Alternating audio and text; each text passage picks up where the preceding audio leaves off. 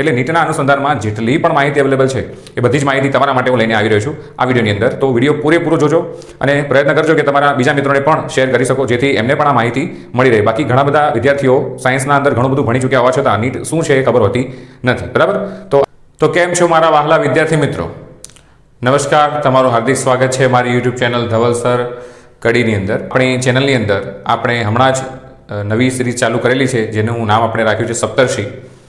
એ સિરીઝની અંદર તમને NEET, NCERT, જી દરેક એક્ઝામ માટે, ટાટ એચએસ વગેરે એક્ઝામ માટે, તમારી રેગ્યુલર એક્ઝામ માટે એમસીક્યુ અને તેના માટેના પોઈન્ટ્સ તેમજ કોન્સેપ્ટ મળી રહેવાના છે તદ્દન ફ્રીમાં. અને બીજા વિદ્યાર્થીઓને કે જે લોકો કોર્સ માટે પૈસા ખર્ચી નથી શકતા એમને પણ લાભ થઈ શકે. બરાબર? તો ઘણા બધા વિદ્યાર્થીઓનો પ્રશ્ન હતો, નીટ કોણ આપી શકે, નીટની અંદરની ડિટેલ્સ કયા સેક્શનમાં કઈ રીતે પૂછાય છે. હવે આ ટોટલ માહિતીના આધારે મેં ટોટલ 12 પ્રશ્નો કાઢેલા છે. બરાબર? જે તમારા મોસ્ટ ઓફ બધા જ ટાઈપના પ્રશ્નોના ઉકેલ લાવી દેશે. સૌ પ્રથમ તો નીટ યુજી. નીટ યુજીનો મતલબ શું થાય? તો યુજી મતલબ અંડર ગ્રેજ્યુએટ. 11-12ના વિદ્યાર્થીઓ જે છે 12 સાયન્સ પછી આ પરીક્ષા આપવા માટે રેડી થતા હોય છે. બરાબર? આના સિવાયની પીજી નીટ આવે છે. પીજી મતલબ પોસ્ટ ગ્રેજ્યુએશન નીટ. એનો મતલબ થાય જે લોકો એમબીબીએસ, બીડીએસ કે વોટ એવર મેડિકલ લાઇનમાં અભ્યાસ કરે છે, એમનું બેચલર ડિગ્રી પૂરી થઈ ગઈ છે, એના પછી એમને માસ્ટર માટે આ પરીક્ષા આપવાની રહેતી હોય છે. આ બેચલર ડિગ્રી માટે ડૉક્ટરની એક્ઝામ મેઇન રહેશે. બરાબર? મેડિકલ ક્ષેત્ર national eligibility cum entrance test. આ એક પ્રકારની એન્ટ્રન્સ ટેસ્ટ છે મિત્રો, જે મેડિકલ લાઇનની અંદર તમારે એડમિશન લેવું હોય કોલેજની અંદર બેચલર ડિગ્રી માટે, તો આ પરીક્ષા તમારે આપવી કમ્પલસરી છે, જરૂરિયાત છે. એ એક્ઝામ તમે આપશો તો જ તમને અંદર એડમિશન મળશે. પહેલાં ઘણા સમય વર્ષો પહેલાં આવી એક્ઝામો લેવાતી, પરંતુ અલગ અલગ યુનિવર્સિટી દ્વારા લેવાતી, જેમ કે એમ્સ ને એ બધી. બરાબર? પણ એ બધીને કમ્બાઈન કરીને પછી દરેકની એક જ ટાઈપની એક્ઝામ રાખવાનું નક્કી કર્યું, જેને આપણે નીટ કહીએ છીએ, NEET નીટ. બરાબર? આવા બીજા પણ જી અને ગુજકેટ માટે હું વિડીયો લઈને આવવાનો છું. તે માટે ચેનલ સબસ્ક્રાઇબ કરી લેજો, ના કરી હોય તો બેલ આઇકનને ટચ કરી દેજો અને શેર કરી લેજો. બરાબર છે? ઓકે, હવે આપણે દરેક પ્રશ્નોનું નિરાકરણ લાવીએ છીએ ધીમે ધીમે. પ્રશ્ન નંબર 1 થી 12 સુધી જવાનું છે. પૂરો વિડીયો જોજો, ચોક્કસ તમને માહિતી મળતી રહેશે અને મજા આવશે દોસ્તો. જો તમે આ વિડીયો જોશો તો ચોક્કસથી મારી ગેરંટી છે કે તમને એક ચોક્કસ પ્રકારનું પ્રોત્સાહન મળશે કે ખરેખર મારે પણ નીટ આપવી જોઈએ. બરાબર? જે વિદ્યાર્થી મિત્રો અભ્યાસ કરે છે તેને તો ખાસ 11-12 સાયન્સના વિદ્યાર્થીઓ એકબીજાને શેર કરવું, જેથી ચોક્કસથી આ માહિતી એમના સુધી પહોંચી શકે. તો પહેલો પ્રશ્ન આપણો હતો નીટ યુજી કહેવાય કઈ રીતે, યુજીનો મતલબ શું થાય, એનું ફૂલ ફોર્મ. બરાબર? બીજો પ્રશ્ન, એ એક્ઝામ કોણ લે? જેમ કે તમારી ગુજરાત બોર્ડ લે છે, બરાબર, રેગ્યુલર, તો હાયર સેકન્ડરી અને સેકન્ડરી બોર્ડ લે છે, એવી રીતે. આમાં સંચાલક સંસ્થા કઈ એની? તો NTA, નેશનલ ટેસ્ટિંગ એજન્સી. આ નેશનલ ટેસ્ટિંગ એજન્સી દ્વારા આ પરીક્ષાનું તમામ આયોજન થતું હોય છે. મતલબ કે તમારું સેન્ટર કઈ જગ્યાએ ફાળવવું, કઈ રીતે વિદ્યાર્થીઓ માટેનું બેઠક વ્યવસ્થાનું આયોજન કરવું, એ માહિતી એના આધારે હોય છે. ચોથા નંબરે લક્ષ્ય અભ્યાસક્રમ કયો છે, કોના માટે આ નીટ કરવી જરૂરી છે. બરાબર? તો MBBS કોર્સ કરવા માંગો છો તમે, બરાબર, BDS જે 5.5 વર્ષના હોય છે, અને અન્ય મેડિકલ કોર્સ વોટ એવર તમે જાણો છો એ પ્રમાણે મેડિકલ ક્ષેત્રે ઘણા બધા કોર્સો અવેલેબલ છે. એ બધા માટે ડિટેલમાં આપણે ટૂંકમાં વિડીયો બનાવવાના છીએ. વિડીયો લાંબો બહુ ના થઈ જાય એના માટે આપણે ટૂંકમાં સમજાવીએ છીએ. આ કોર્સીસ કરવા માટે, મેડિકલ કોર્સીસ માટે તમારે નીટ કમ્પલસરી ફરજિયાત આપેલી હોવી જોઈએ અને સારા ગુણ મેળવેલા હોવા જોઈએ. પ્રશ્ન નંબર 5, એના અંદર વિષયો કયા કયા પૂછાય છે. જે લોકો બાયોલોજી રાખેલ છે એ લોકો આ નીટની એક્ઝામ આપવા માટે લાયક ગણાય છે. મેઇન બાયોલોજી અને મેથ્સ 2 આપણા સેક્શન હોય છે, ગ્રુપ A અને ગ્રુપ B. હવે ગ્રુપ B બાયોલોજી જેને રાખેલું હોય એવા વિદ્યાર્થી મિત્રો જ આ એક્ઝામ આપી શકે છે. બરાબર? એના અંદર આ મુખ્ય જોગવાઈ છે એની. તો ટોટલ 3 વિષયો છે, ભૌતિક વિજ્ઞાન, રસાયણ વિજ્ઞાન અને જીવ વિજ્ઞાન. એમાં ખાસ કરીને જીવ વિજ્ઞાનની અંદર 2 વિભાગો જોઈએ આપણે, તો બોટની અને ઝૂલોજી. આ B for botany, Z for zoology. આ બંને સબ્જેક્ટના આધારે તમને 45 પ્રશ્નો પૂછાશે, એટલે ટોટલ 90 પ્રશ્નો. 45 પ્રશ્નો રસાયણ વિજ્ઞાનના અને 45 પ્રશ્નો ભૌતિક વિજ્ઞાનના. એમ ટોટલ 180 પ્રશ્નો પૂછવામાં આવે છે. અને 4 માર્કના આધારે 18 ચોક 72, 720 માર્ક ટોટલ થાય છે બેટા. દરેકે ધ્યાન આપવું. આ વિષયો આટલા ફરજિયાતપણે પેપરમાં હશે તમારા, આની તૈયારી તમારે કરવી જરૂરી છે. ભૌતિક વિજ્ઞાન, રસાયણ વિજ્ઞાન અને જીવ વિજ્ઞાન. હવે સાચા જવાબ માટે તમને એના 4 ગુણ મળવા પાત્ર છે. એક પ્રશ્ન માટે 4 ગુણ. ખોટો જવાબ પડશે તો -1 ગુણ. હા મિત્રો, જો તમે ખોટો ટીક કરશો, જનરલી ઘણા બધા વિદ્યાર્થીઓ એ ફોર અંબેમાન, બી ફોર બહુચરમાં આવી રીતે અક્કડ બક્કડ ટીક કરતા હોય છે. હવે આશરે તમે ટીક કરતા હોય તો આની અંદર નહીં ચાલે, કેમ કે તમારો એક ખોટો જવાબ તમારો -1 કરી દેશે. સાચા માર્કના તમને 4 ગુણ મળવા પાત્ર હોય છે. એટલે જો તમને આવડે છે મેક્સિમમ એટલા પ્રશ્નો ટીક કરવાનો આગ્રહ રાખો, બાકી ખોટા ટીક કરવા આડેધડ ટીક કરવું નહીં. બરાબર. ના આપેલા પ્રશ્નોના જવાબ માટે કોઈ ગણતરી થતી નથી, એટલે ના આવડે તો કોરું રાખો. બરાબર.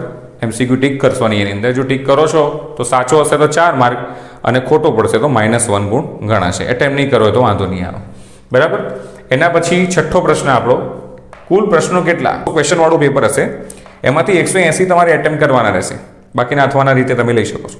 તો 180 પ્રશ્નો તમે એટેમ્પ કરો એટલે એક પ્રશ્ન 4 ગુણનો, એટલે 18 ચોક 72, 720 માર્કના પ્રશ્નો ટોટલ થશે આપણા. હવે 7મા નંબરે પ્રશ્ન છે ટાઈપ. તો આ પરીક્ષા પદ્ધતિ MCQ બેઝ દ્વારા લેવામાં આવે છે. ટોટલ બધા MCQ જ હોય છે. પણ જો તમે નીટનો અનુભવ લઈ ચૂક્યા છો, તમે જાણતા હશો કે નીટ છે એની અંદર જે પૂછાતા પ્રશ્નો છે એનું લેવલ થોડું અપ હોય છે. ઘણું બધું ડીપમાં પણ પૂછી લેતા હોય છે. એટલે સમય તમારો ચોક્કસ વેડફશે. એનું કારણ છે કે 180 ક્વેશ્ચન અને સામે 180 મિનિટ. 1 મિનિટની અંદર એક પ્રશ્ન તમારો સોલ્વ થવો જોઈએ. ઘણા બધા લેન્ધી પ્રશ્નો હોય છે, એટલે આની જો પ્રેક્ટિસ કરી હોય તો જ તમને સરળ રીતે સફળતા મળવાનો આશય તમે રાખી શકો છો. 180 ક્વેશ્ચન, 180 મિનિટ, 3 કલાકનું પેપર હોય, 6 તરી 180 મિનિટ. બરાબર. છઠ્ઠો પ્રશ્ન અહીં આગળ આપણો પૂરો થાય છે. 7મો પ્રશ્ન કે ટાઈપ MCQ, નેગેટિવ માર્કિંગ આપણે ચર્ચા કરી દીધી છે. આગળ જોઈએ તો હવે 8મો પ્રશ્ન આપણો, નંબરમાં ભૂલ થઈ જાય થોડી, સોરી મિત્રો. જોઈએ છીએ number doesn't matter. Cool marks 720 mark હોય છે. બરાબર. સમય 3 કલાક 180 મિનિટ. હવે બીજી વાત કરીએ એના પછી તો ફીસ. ફોર્મ ભરતી વખતે કોને કેટલી ફી લાગુ પડશે? ફોર્મ ભરાવાના શરૂ થયા અને પૂરા થઈ ગયા. ફોર્મ ભરાવાનો સમય પણ હવે વીતી ગયો છે. ટૂંક સમયની અંદર હવે નીટની પરીક્ષા લેવનાર છે. હવે ફીસ નેક્સ્ટ ટાઈમ માટેની વાત કરીએ આપણે તો ફીસ 1700 રૂપિયા છે જનરલ માટે. જનરલ કેટેગરીમાં, સામાન્ય કેટેગરીમાં આવતા હોય તો 1700 રૂપિયા ફોર્મ ભરવાનો ચાર્જ લાગે છે. EWSમાં 1600 રૂપિયા ફીસ. EWS, OBC અને NCL દરેકમાં 1600 રૂપિયા ફી લાગુ પડે છે. જ્યારે SC, ST અને PWD અથવા થર્ડ જનરેશન કેન્ડિડેટ્સ એમાં 1000 રૂપિયા ફી ફોર્મ ફી હોય છે. તો એટલા રૂપિયા દ્વારા તમે એડમિશન ફોર્મ મતલબ એક્ઝામ માટેનું એન્ટ્રન્સ ફોર્મ ભરી શકો છો. બરાબર. નીટ માટેનું. હવે એના પછીનો પ્રશ્ન, કઈ વેબસાઇટનો ઉપયોગ કરવો? તો આ વેબસાઇટ છે તમારી neet.nta.nic.in. આ વેબસાઇટ ઉપર નીટ અંગેની કોઈ પણ માહિતી તમારે જોતી હશે તો મળી રહેશે. અને ઘણા બધા વિદ્યાર્થીઓ આ એક્ઝામ આપતા હોય છે બાળકો, પણ એવા જ મિત્રો સક્સેસ થતા હોય છે જે જી જાન લગાવીને પોતાના સમગ્ર વિષયોનો અભ્યાસ કરી આખા વર્ષ દરમિયાન જોરદાર મહેનત કરીને આગળ જવા માટેનો પ્રયત્ન કરી રહ્યા છે. એમને ચોક્કસ સફળતા મળે છે. ઘણા બધા વિદ્યાર્થી મિત્રો આના માટે ડ્રોપ પણ લેતા હોય છે. મતલબ કે 12 સાયન્સની એક્ઝામ આપ્યા પછી 1 વર્ષ નીટનો ડ્રોપ લેતા હોય છે. બીજું કંઈ નહીં કરવાનું, બસ નીટની તૈયારી કરવાની. NCERT આપણી જે રેગ્યુલર બુક છે એને વળગી રહેવું. એ બુકના અનુસંધાનમાં જેટલો એનો ડીપમાં અભ્યાસ થાય, જેટલું વધારે રિવિઝન થાય એટલો કરવાનો પ્રયત્ન રાખવો. કેટલા વિદ્યાર્થીઓ કેટલા એટેમ્પ્સ આપી શકે તો એના માટેની ડિટેલ્સ આપણે આગળ લખી છે. બરાબર. બહુ ધ્યાન આપજો. ખૂબ જ અગત્યની બાબત કે 11 અને 12 સાયન્સ જેને પાસ કર્યું છે 50% ગુણ સાથે, એ 50% ગુણ હોય તો જ તમે નીટ આપી શકશો. મન ફાવે બેટા 40-45% વાળો નીટ આપવા જાય તો લોચો પડી જાય. એવા ડૉક્ટરો બની જાય તો તમને મને બધાને તકલીફ થાય. તો એના માટે થોડી કેપેબિલિટી હોવી જોઈએ. તો 50% ઉપર તો હોવું જ જોઈએ. બરાબર. બીજું, જનરલ કેટેગરીમાં આવતા હોય એવા લોકો માટે વયમર્યાદા 17 થી 25 વર્ષ સુધી તમે નીટ આપી શકો છો. અને SC, ST, OBC માટે 17 થી 30 વર્ષ. બાકી એટેમ્પ્ટની વાત કરીએ એ દરમિયાન તમારે જેટલા એટેમ્પ્ટ આપવા હોય એટલા તમે આપી શકો. અનલિમિટેડ એટેમ્પ્ટ છે, એના માટે કોઈ રિસ્ટ્રિક્શન નથી. પણ એક એજ ક્રાઇટેરિયાની અંદર તમારે આપવો પડે. બરાબર. દર વર્ષે એકવાર આ પરીક્ષા યોજાતી હોય છે, જનરલી મે મહિનાની અંદર. બરાબર. મે મહિનાની અંદર આની પરીક્ષા આ વખતે પણ લેવાની છે 2025ની અંદર.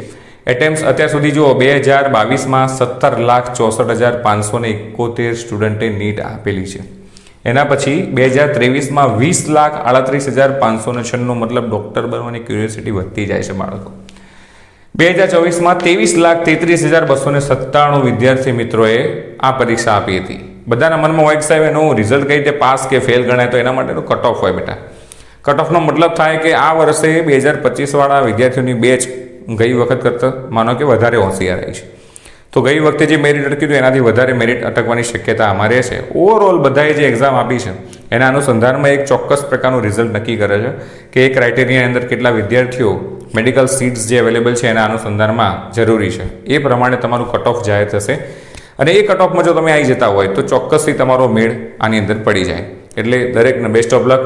2025ની નીટમાં આપ સૌ વિદ્યાર્થી નીટની પરીક્ષા સારી રીતે સારા માર્કે ઉત્તીર્ણ કરો એવી જ મારી શુભેચ્છાઓ. આ હતો આપણો નીટનો સેશન આખું. હવે આવો નવો જી અને ગુજકેટ માટે પણ હું ટૂંક સમયમાં લઈને આવવાનો છું. તો જોતા રહો મારી યુટ્યુબ ચેનલ. બીજા વિડીયો માટે સબસ્ક્રાઇબ કરી દો, બેલ આઇકનને ટચ કરો જેથી રેગ્યુલર વિડીયોઝ મળતા રહે. આ પ્રશ્ન સિવાય તમને કોઈ પ્રશ્ન જો મનમાં થતો હોય તો કમેન્ટમાં જણાવજો, હું ચોક્કસથી એનો જવાબ આપીશ. Thank you.